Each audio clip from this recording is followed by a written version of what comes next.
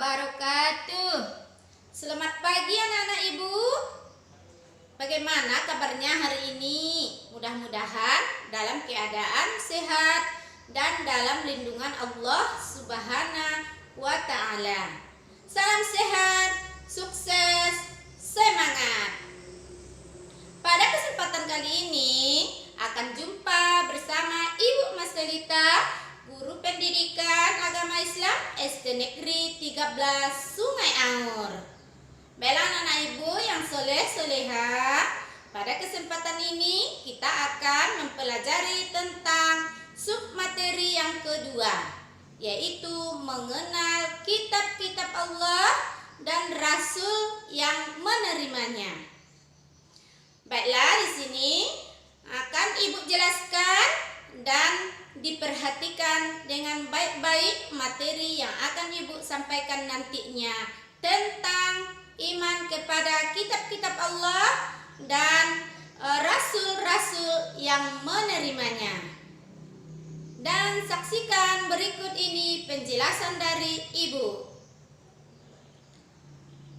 Perintah beriman kepada kitab-kitab Allah. Allah memerintahkan kepada kita manusia supaya beriman kepada kitab-kitab Allah yang telah diturunkan kepada Rasulnya dan beriman kepada kitab-kitab yang telah diturunkan sebelumnya. Jika tidak, seseorang itu digolongkan menjadi orang yang tersesat. Jelas diterangkan di dalam Quran surah An-Nisa ayat 136.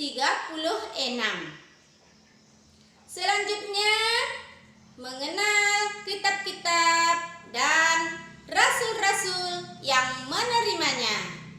Yang pertama, yaitu kitab Taurat. Kitab Taurat ini diterima oleh Nabi Musa alaihi salam.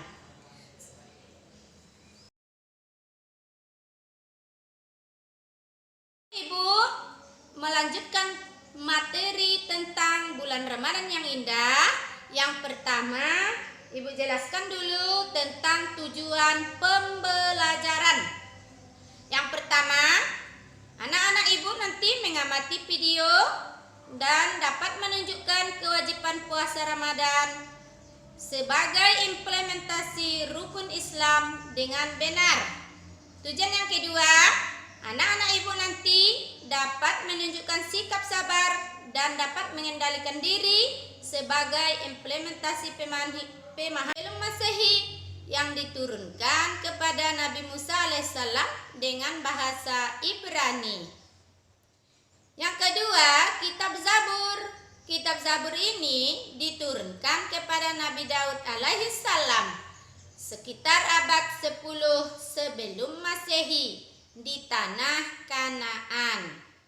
Yang ketiga, yaitu kitab Injil. Kitab Injil ini anak-anak ibu diturunkan kepada Nabi Isa alaihi salam sekitar abad 1 Masehi di tanah Yerusalem.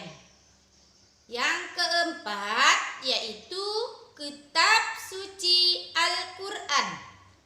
Kitab suci Al-Quran ini diturunkan kepada Nabi Muhammad SAW sekitar abad 6 Masehi di Gua Hira. Peristiwa turunnya Al-Quran disebut dengan Nuzulul Quran yang diturunkan pada tanggal 17 Ramadan di Gua Hira. Ketika itu Nabi Muhammad SAW berusia 40 tahun. Al-Quran terdiri dari 114 surah, 30 juz, 6.666 ayat dan diturunkan dalam kurun waktu 22 tahun, 2 bulan, 22 hari. Nah, sekarang anak-anak ibu yang soleh-soleha, selanjutnya kitab Allah membawa ajaran terpuji. Yang pertama, ajaran terpuji terhadap Allah Subhanahu wa Ta'ala. Contohnya, sholat dan berdoa. Yang kedua, ajaran terpuji terhadap sesama manusia. Contohnya, ketika berjumpa, salaman dan saling menolong. Yang ketiga, ajaran terpuji terhadap hewan dan tumbuhan. Contohnya, menyiram tanaman, memberi makan hewan. Yang keempat, ajaran terpuji terhadap diri sendiri. Contohnya, berhias dan memotong kuku. Nah, film Masehi yang diturunkan kepada Nabi Musa alaihissalam dengan bahasa Ibrani. Yang kedua, kitab Zabur. Kitab Zabur ini diturunkan kepada Nabi Daud alaihissalam sekitar abad 10 sebelum Masehi di tanah Kanaan. Yang ketiga yaitu kitab Injil. Kitab Injil ini anak-anak ibu diturunkan kepada Nabi Isa alaihissalam sekitar abad 1 Masehi di tanah Yerusalem. Yang keempat yaitu kitab suci Al-Quran. Kitab suci Al-Quran ini diturunkan kepada Nabi Muhammad SAW sekitar abad 6 Masehi di Gua Hira. Peristiwa turunnya Al-Quran disebut dengan Nuzulul Quran yang diturunkan pada tanggal 17 Ramadan di Gua Hira. Ketika itu Nabi Muhammad SAW berusia 40 tahun.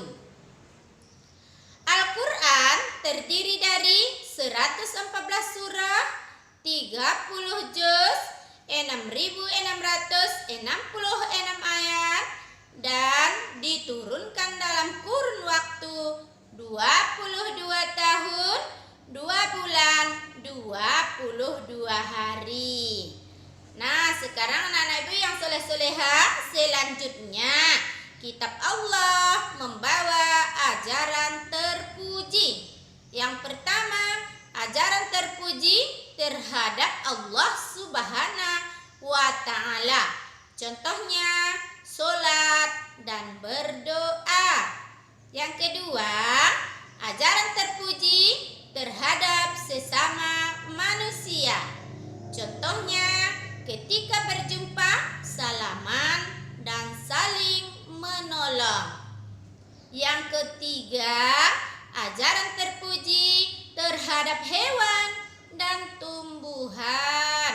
Contohnya, menyiram tanaman, memberi makan hewan. Yang keempat, ajaran terpuji terhadap diri sendiri. Contohnya, berhias dan memotong kuku. Nah, Ibu melanjutkan materi tentang bulan Ramadan yang indah. Yang pertama, Ibu jelaskan dulu tentang tujuan pembelajaran.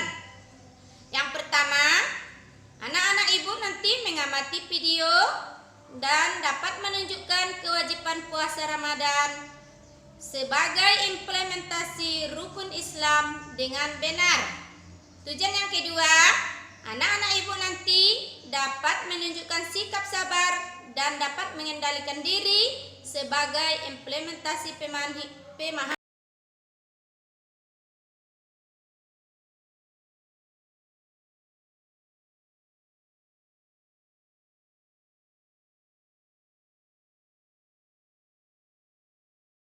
soleh-solehah. Itulah penjelasan Ibu tentang materi iman kepada kitab-kitab Allah dan rasul-rasul yang menerimanya. Mudah-mudahan ilmu yang Ibu sampaikan tadi bisa bermanfaat bagi anak-anak Ibu dan bagi kita semua. Demikianlah pelajaran kita pada hari ini. Wabillahi taufiq wal hidayah. Wassalamualaikum warahmatullahi wabarakatuh.